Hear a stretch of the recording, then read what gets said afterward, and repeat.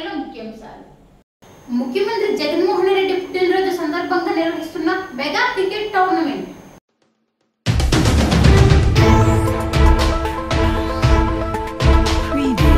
రైతులపై కేంద్ర ప్రభుత్వం తీరుకు నిరసనగా ఈ రోజు రైతు సంఘాలు భారత్ బంద్ కు పిలుపునిచ్చాయి.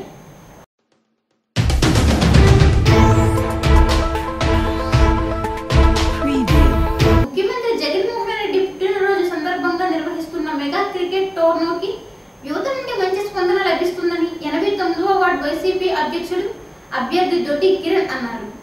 వైఎస్ఆర్ కప్ పేరిట ఎంపీ విజయసాయిరెడ్డి ఆధ్వర్యంలో నిర్వహించిన క్రికెట్ టోర్నీకి ఎంపికైన పోటీలను వార్డు పరిధిలో నిర్వహించారు. మొత్తం 45 మందిని వార్డు నుండి ఎంపిక చేసి పంపిస్తున్నామని కిరణ్ చెప్పారు.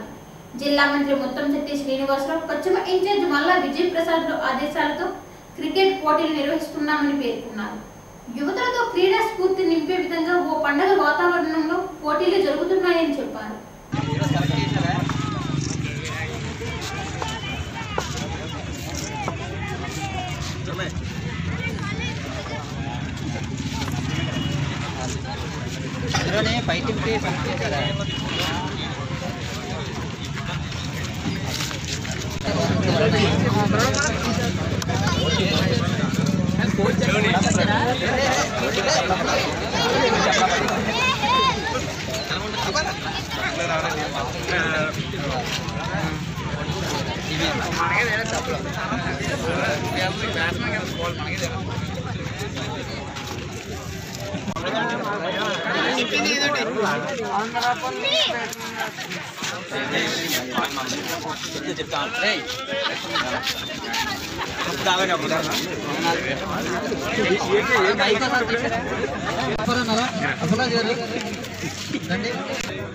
మన 89th వార్డు టీమ్స్ అందరూ కూడా ఈ రోజు నుంచి జగన్ గారి బర్త్డే సందర్భంగా జీవీఎంసీ 89th వార్డు వైఎస్ఆర్సీపీ మీ వార్డు అభ్యర్థి దొడ్డి కిరణ్. ఈరోజు ఎంతో శుభదినం. మా నాయకుడు రాష్ట్ర ముఖ్యమంత్రి వర్యులు జగన్ గారి బర్త్డే సందర్భంగా ఈరోజు ఆయన పేరు మీద క్రికెట్ టోర్నమెంట్ అనేది ఈ వెస్ట్ నియోజకవర్గంలో మల్ల విజయప్రసాద్ గారు మినిస్టర్ గారి ఆదేశాల మేరకు నిర్వహించడం జరిగింది. ఇందులో భాగంగా 12 టీంలు అనేది ఈ 89th వార్డులో ఉన్నాయి. ఇందులో 3 టీంలు అంటే 45 మంది ప్లేయర్స్ అనేది మన జిల్లా టీంకి అనేది ఎంపిక చేసి వాళ్ళు పంపించడం అనేది జరుగుతుంది. ఎందుకంటే ప్రతిష్టాత్మకంగా ఎన్నడూ లేని విధంగా విజయసాయిరెడ్డి గారు మన జగన్ గారి బర్త్డేకి టోర్నమెంట్ పెట్టి జగన్ గారి బర్త్డే నుంచి 21 నుంచి కూడా జగన్ గారి బర్త్డే సందర్భంగా ప్రతి ఏరియా నుంచి ప్రతి వార్డు నుంచి కూడా టీంలు సెలెక్ట్ చేయడం జరిగింది. అందులో భాగంగా ఈ వార్డులో 3 టీంలు అనేది బయటికి పంపడం జరుగుతుంది. జగన్ గారి బర్త్డే సందర్భంగా ఇప్పటి నుంచి 16 రోజులు కూడా ఇక్కడ పండుగ వాతావరణం చేసుకుంటూ ఈ వార్డులో ఉన్న క్రికెట్ ప్లేయర్స్ అందరూ కూడా ఇదే గ్రౌండ్లో 12 టీంలు క్రికెట్ విన్నర్సు రన్నర్సు అయి జగన్ గారి బర్త్డే రోజు అనేది వాళ్ళకి ప్రైజ్ మనీ సీట్స్ ఇవ్వడం అనేది జరుగుతుంది. ఇంత మంచి కార్యక్రమానికి ఈ వార్డు నాయకులందరూ కోఆపరేట్ చేసినందుకు యువకులకు అందరికీ నా హృదయపూర్వక ధన్యవాదాలు తెలియజేసుకుంటున్నాను. కేంద్ర ప్రభుత్వం ప్రవేశపెట్టిన వ్యవసాయ చట్టాలకు వ్యతిరేకంగా దేశ రాజధాని ఢిల్లీలో రైతులకు దీక్ష చేపట్టిన విషయం విదితే. రైతన్న దీక్షకు మోదీ సర్కార్ దిగిరాకపోవడంతో రైతులపై కేంద్ర ప్రభుత్వం తీరును నిరసనగా ఈ రోజు రైతు సంఘాలు భారత్ బంద్ కు పిలుపునిచ్చాయి. ఉదయం 5 గంటల నుండి విశాఖ వామపక్షాలన్నీ రోడ్డెక్కి తమ నిరసనను కొనసాగిస్తున్నాయి. దీంతో ఎక్కడికక్కడ వాహనాలు నిలిచిపోయాయి. మోడీ సర్కార్ రైతుల వ్యతిరేక చట్టాలను రద్దు చేసే వరకు తమ నిరసనను కొనసాగిస్తామని వామపక్ష నాయకులు తెలిపారు. ప్రస్తుతం విశాఖలోని బంద్ ప్రశాంతంగా కొనసాగుతుంది.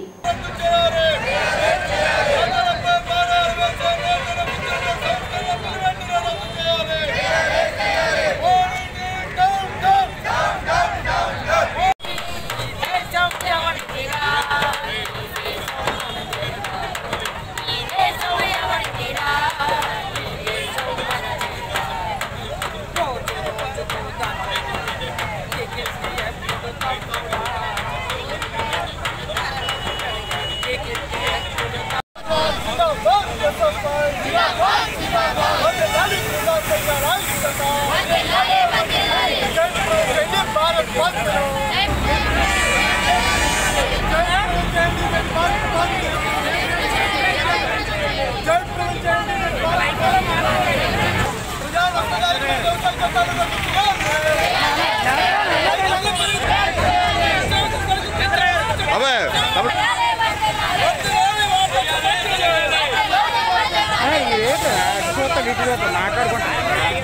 జరుగుతున్నటువంటి బంద్ సంపూర్ణంగా స్వచ్ఛందంగా జరుగుతుంది. ఇది రైతాంగం యొక్క బంద్. యావత్ రైతుల యొక్క హక్కుల కోసం గత 13 రోజుల నుంచి ఢిల్లీ దిగ్బంధం చేసి చరిత్రలో ఎన్నడూ లేనటువంటి విధంగా రైతాంగం రాత్రింబవళ్ళు కూడా చలిలో రాత్రింబవళ్ళు కూడా ఉంటా ఉన్నారు. అయినా కేంద్ర ప్రభుత్వం మొండిగా వ్యవహరిస్తూ ఉంది. కార్పొరేట్లకు బోర్డని రాయితీలు ఇచ్చారు.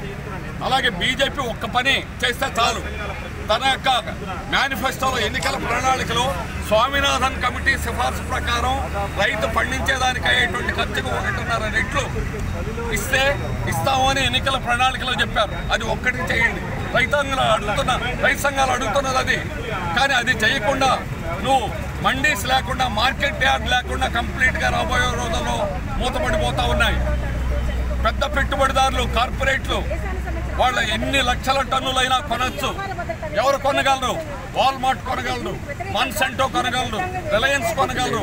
వీళ్ళు కొని నిల్వ చేస్తారు. ఎవరు నిల్వ చేయగలరు? గోడౌన్లు అనేటువంటిది, పెద్ద గోడౌన్లు అనేటువంటిది కార్పొరేట్లకే ఉన్నాయి. గతంలో నిల్వ చేస్తే దీన్ని హోర్డింగ్ అని వీళ్ళ మీద కేసులు పెట్టేవాళ్ళం. ఇప్పుడు కేసులు పెట్టడానికి లేదు, వాళ్ళకి మద్దతు ఇవ్వడం అనేది జరుగుతుంది. అందువల్ల ఈ చట్టాలు 3, అలాగే విద్యుత్ బిల్లు సవరణ చట్టం, ఈ 4 కూడా రైతాంగానికి వ్యతిరేకమైనటువంటివి, వాళ్ళకి ఉరితాడు లాంటివి.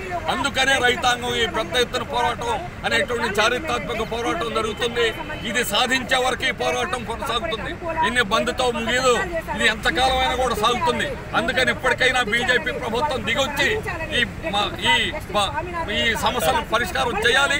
ఈ చట్టాలని పూర్తిగా రద్దు చేయాలని ఈ రైతు సంఘాలు డిమాండ్ చేస్తున్నాయి. దాన్ని ఆమోదించే వరకు ఈ పోరాటం జరుగుతుందని బీజేపీ కేంద్ర ప్రభుత్వాన్ని హెచ్చరిస్తున్నాం. ఈ రోజుని కేంద్ర ప్రభుత్వం రాష్ట్రాల హక్కులు హరించి రాజ్యాంగ స్ఫూర్తికి భిన్నంగా తప్పుడు పద్ధతిలో ఆమోదించినటువంటి 3 చట్టాలకి వ్యతిరేకంగా మొత్తం దేశవ్యాప్తంగా రైతాంగం అంతా కదిలి వచ్చి ఢిల్లీని, రాజధానిని దిగ్బంధనాలకి గురి చేశారు. ఇది ప్రతికూల వాతావరణం. 10 డిగ్రీల చలిలో కూడా చాలా పెద్ద ఎత్తున కుటుంబాలతోని, పిల్లలతోని, మహిళలతోని వాళ్ళు 6 నెలల పాటు దిగ్బంధనానికి సిద్ధమై వచ్చి పోరాటం చేస్తూ ఉంటే నరేంద్ర మోడీ గారి ప్రతిస్పందన ఏమీ బాగలేదు. నిన్న ఆయన మాట్లాడాడు, అసలు సంస్కరణలని దేశ ఆర్థిక వ్యవస్థను బ్రహ్మాండంగా అభివృద్ధి చేస్తాను.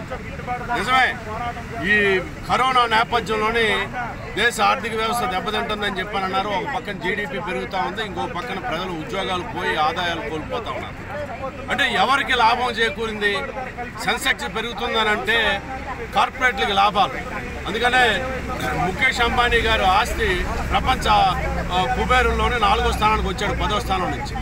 ఈ దేశంలో ఉన్నటువంటి పేదల మటుకు మరింత దిగజారినటువంటి పరిస్థితి ఉంది. ఇది చేస్తాం. నరేంద్ర మోడీ గారు కార్పొరేట్లకు ఆయన ఏ స్క్వేరే ఆయన దృష్టిలో ఉంది. అంబానీలు, అదానీలు తప్ప ఇంకొకరు కనిపించడం లేదు. ఈరోజు దేశవ్యాప్తంగా వ్యవసాయ రంగం అంటే నేను మొత్తం దేశవ్యాప్తంగా మేము తెచ్చే సంస్కరణలు ఉపయోగపడుతున్నాయి. గత ప్రభుత్వాలు రంగాల వారి తీసుకొచ్చి ఒక్కొక్క రంగాన్ని ప్రైవేట్ కార్పొరేట్ కంపెనీలకు అప్పచెప్పారు. నరేంద్ర మోడీ గారు ఈరోజు దేశాన్ని మొత్తాన్ని హోల్సేల్గా కార్పొరేట్ కంపెనీలకు అప్పచెప్పే పద్ధతిలోనే ఈ చట్టాలు తీసుకొచ్చారు. దాదాపు 50 నుంచి 60 లక్షల కోట్ల రూపాయల సంపదని సృష్టించేటటువంటి వ్యవసాయ రంగాన్ని మొత్తాన్ని కార్పొరేటీకరణ చేసేటటువంటి క్రమంలోనే తీసుకొచ్చిన ఈ చట్టాలకు వ్యతిరేకంగా ఈరోజు దేశవ్యాప్తంగా ఆందోళన సాగుతూ ఉంది.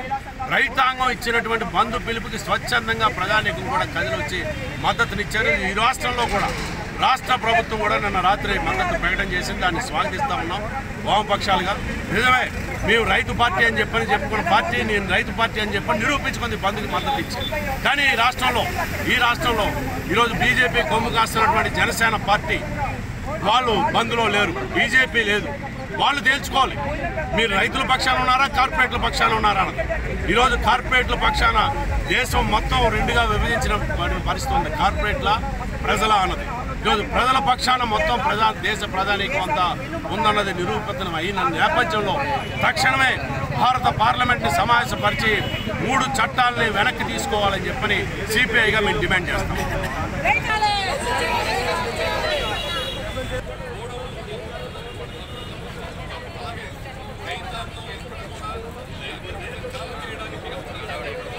సుందర తీర్చిదిద్దడమే ప్రధాన కర్తవ్యంగా భావించామని వైసీపీ ఎంపీ విజయసాయిరెడ్డి, జిల్లా మంత్రి ముత్తంశెట్టి శ్రీనివాసరావు అన్నారు. సీఎం జగన్మోహన్ రెడ్డి ఆదేశం మేరకు జిల్లాలో 2 కోట్ల మొక్కలను నాటడమే లక్ష్యంగా నిర్ణయించారు.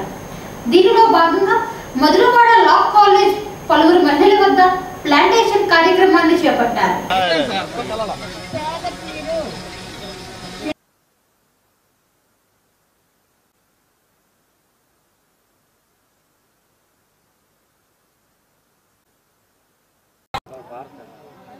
శ్రీ జగన్మోహన్ రెడ్డి గారు గతంలో కూడా ప్రకటించారు.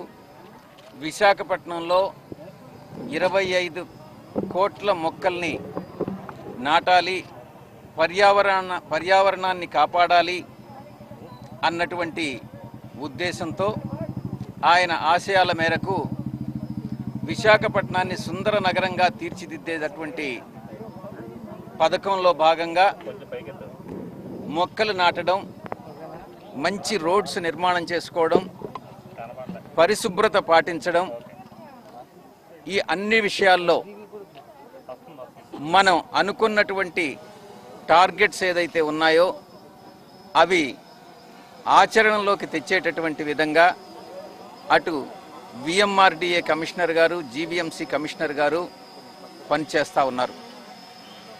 తప్పకుండా మనకిచ్చినటువంటి టార్గెట్స్ను సాధిస్తాం.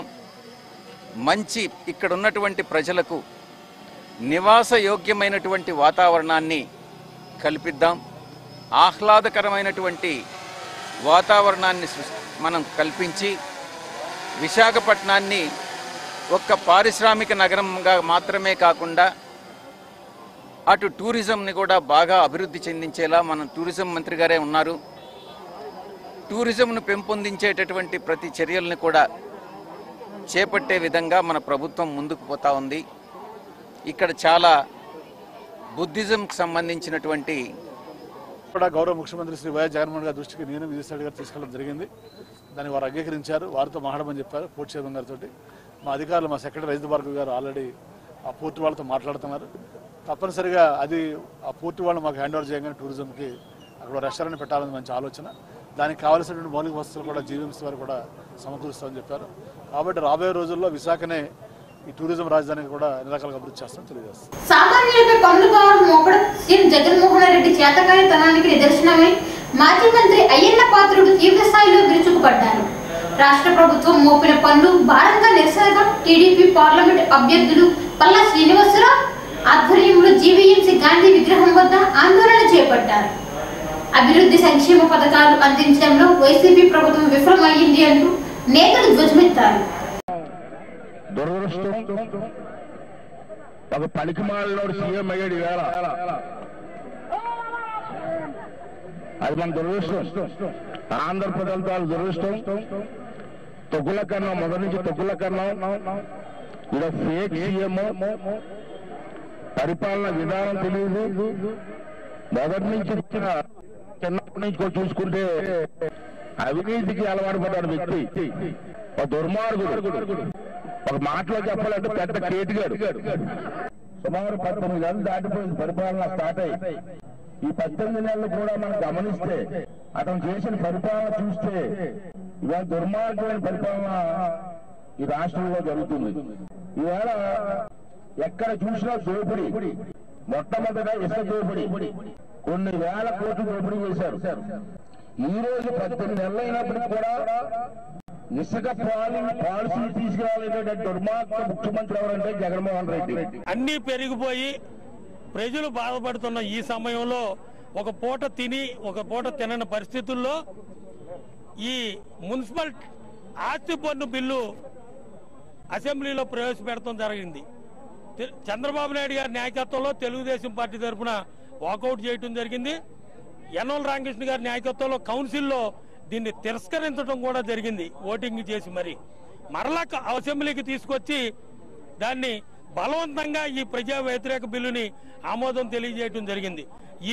ఈ రోజున కరోనాతో పాటు నిత్యావసర వస్తువుల ధరలో, కూరగాయల ధరలో, గ్యాస్ ధరలో, విద్యుత్ ఛార్జీలు, ఆర్టీసీ ఛార్జీలు, ఇసుక లేని పరిస్థితి.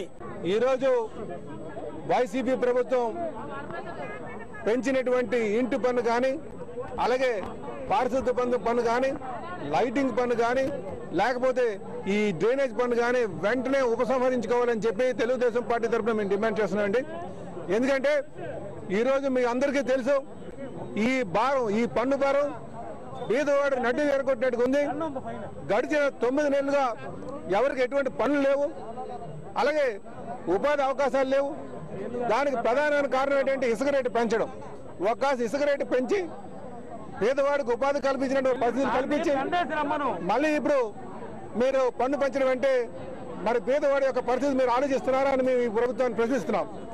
వెంటనే ఈ పెంచినటువంటి పన్ను వెంటనే తగ్గించాలని చెప్పి నివార్ తుఫాన్తో నష్టపోయే రైతులకు ప్రభుత్వం ఆదుకోవాలని రాష్ట్ర ప్రధాన కార్యదర్శి శివశంకర్ డిమాండ్ చేశారు.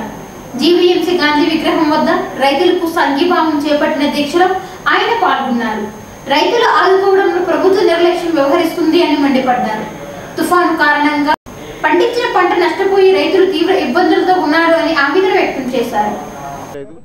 అందుకు నిరసనగా ఈ ప్రభుత్వాన్ని డిమాండ్ చేస్తూ ఎకరాకి 10,000 తక్షణమే చెల్లించాలి, ఎకరాకి 35,000 రూపాయలు నష్టపరిహారం ఇవ్వాలన్నటువంటి ప్రధాన డిమాండ్తో మేము ఈ రోజు ఈ నిరసన దీక్ష చేస్తున్నాం. జనసేన పార్టీ అధ్యక్షులు పవన్ కళ్యాణ్ గారి పిలుపు మేరకు 175 నియోజకవర్గాలు 13 జిల్లాల్లో ఈ రైతు దీక్ష అనేది చేపట్టడం జరిగింది.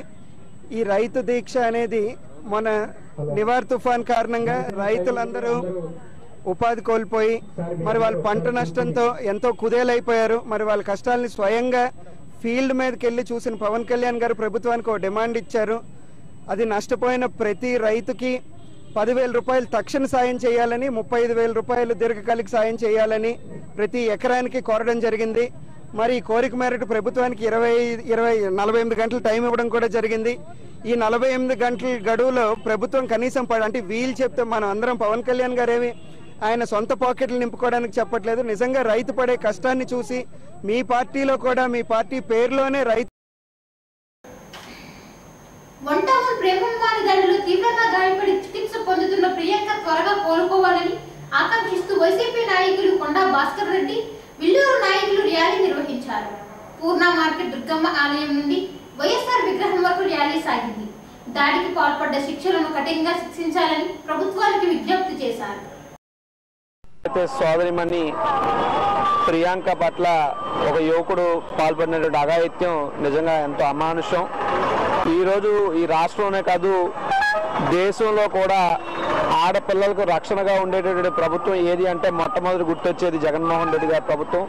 ఎక్కడో పక్క రాష్ట్రంలో దిశ ఇన్సిడెంట్ జరిగితే దాని మీద చట్టం చేసి దేశానికి ఆదర్శంగా నిలిచినటువంటి ఈ పరిపాలనలో, ఈ ప్రభుత్వంలో సోదరిమణి వాలంటీర్గా ఉంటూ ఏదైతే సేవలు అందిస్తున్నటువంటి ఆ సోదరి పట్ల ఆ యువకుడు చేసినటువంటి అఘాయిత్యం నిజంగా అమానుషం. ఇన్సిడెంట్ చాలా చాలా చాలా బాధాకరం.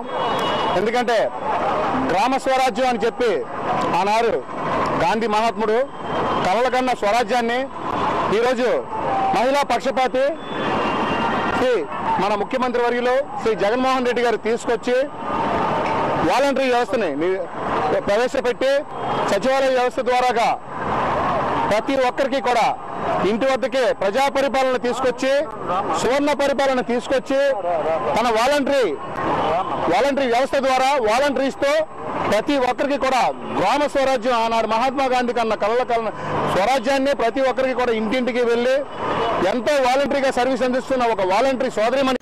జీవీఎంసీ 27వ అమర్నగర్లో పూర్ణ మార్కెట్ అంబేద్కర్ సీవం సంఘ్ ఆధ్వర్యంలో రాజ్యాంగ నిర్మాత డాక్టర్ బిఆర్ అంబేద్కర్ వర్ధంతి నిర్వహించారు. సంఘం గౌరవ అధ్యక్షుడు రామాంజనేయుడు అంబేద్కర్ విగ్రహానికి పూలమాలలు వేసి నివాళులు అర్పించారు. అనంతరం పేదలకు దుప్పట్లను పంపిణీ చేశారు.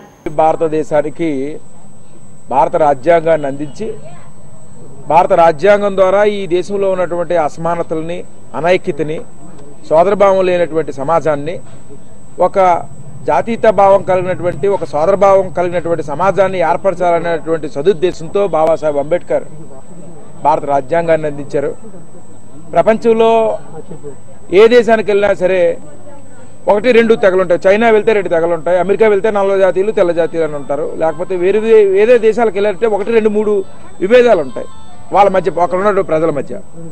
కానీ భారతదేశం దగ్గరికి వచ్చేసరికి అనేక జాతులు, అనేక మతాలు, అనేక కులాలు, ప్రాంతాలు ఉన్నటువంటి విభిన్న సంస్కృతి కలిగినటువంటి ఒక ఉపఖండం లాంటి ఉన్నటువంటి ఈ దేశానికి భారత రాజ్యాంగాన్ని అందించినటువంటి బాబాసాహెబ్ అంబేద్కర్ కనీసం కడు దుర్భర పరిస్థితుల్లో నుంచి జీవితాన్ని సాగించి ఉండడానికి ఇల్లు కూడా లేనటువంటి అద్దె కూడా ఇల్లు దొరకలేనటువంటి దుర్భరమైన పరిస్థితిని ఎదుర్కొని ఈ సమాజంలో ఎలాంటి హీన స్థితిని ఎదుర్కోవాలో అన్ని ఎదుర్కొని ఒక అత్యల్ప స్థాయి నుంచి అధికమైనటువంటి స్థాయికి ప్రయాణం చేసి ఈ దేశంలో ప్రజలందరి మధ్య సోదరభావం ఉండాలని ఏదో చాలా మంది చెప్పినట్లుగా షెడ్యూల్ కాస్ట్ షెడ్యూల్ ట్రైబల్ కోసం ఆలోచించినట్లుగా అని భావిస్తారు. కానీ ఈ దేశంలో మహిళ చాలా స్వతంత్రం కలిగి ఉండాలని ప్రజలందరూ ఏదైతే మానవీయ హక్కులు ఏవైతే హక్కులు పొందుండాలి.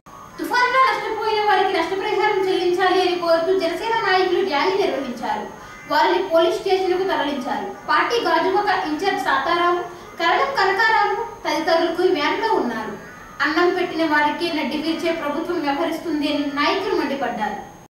ఏమి అంచనాలు వేసారో తెలియదు. జగన్మోహన్ రెడ్డి గారు రైతు పక్షపాతి అంటారు. రైతు పక్షపాతి అనేటప్పుడు మాటల్లో కాదు చేతల్లో చూపించాలి. ప్రజలు ఇంత ఇబ్బందులు పడుతుంటే పెట్టుబడి సుమారుగా ఎకరానికి 85,000 రూపాయలు అయితే మా నాయకులు రాష్ట్ర అధ్యక్షులు పవన్ కళ్యాణ్ గారు ప్రత్యక్షంగా మొత్తం పొలాలన్నీ రైతులతో కలిపి తిరిగి చాలా నష్టపోయినప్పుడు కూడా కనీసం మినిమం ధర, ఎందుకంటే రైతు నిలబడాలి, రైతే రాజు వెన్నుముకని అంటారు. అలాంటి రైతుకి వేళ కనీసం వాడు పట్టిన అన్నం పెట్టడానికి కూడా ముందుకు రాకుండా ప్రభుత్వం.